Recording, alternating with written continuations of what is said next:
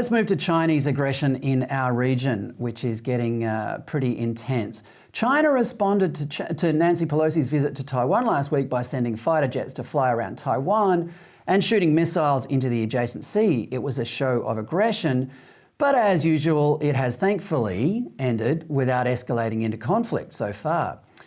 At the same time, there seems to be conflicting interpretations of China's real military strength.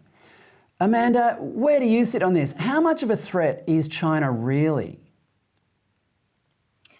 Look, I think it's true to say that China is growing in its economic and military strength. It is growing in its confidence.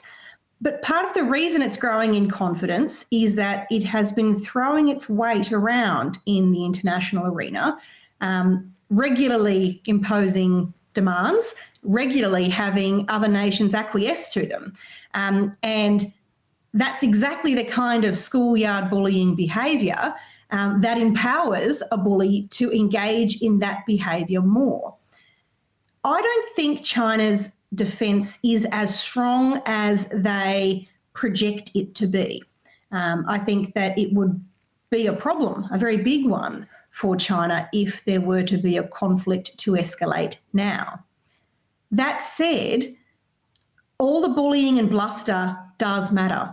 And unless you have nations willing to stand up, to be strong, to be forthright about their own interests, and to be unwilling to kowtow to what are so regularly being framed as demands from those in the Chinese leadership, we will continue to find this kind of escalating behaviour.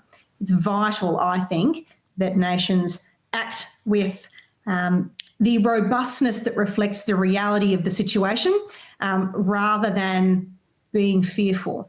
In some ways, delay of the crystallisation of that strength plays into China's long-term strategic interests. Well, American President Joe Biden spoke to his Chinese counterpart Xi Jinping on the phone as recently as July 28.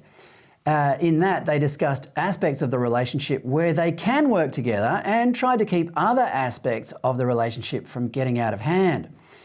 Joe's relationship with China is, as we know from recent revelations about his family's business dealings, a kind of strong and complex one.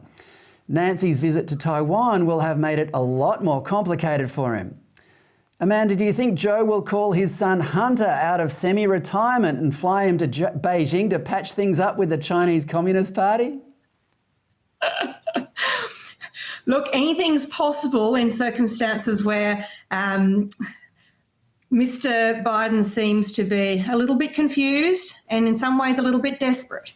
I think nothing's off the table, but the long-term strategic interests of the US, of Australia, of the UK, of the entire Western world lie with a unified, clear and strong position that says we don't take orders from the Chinese leadership, but we are willing to engage constructively and proactively as trading partners, as cooperating entities in a world where everyone needs to get along.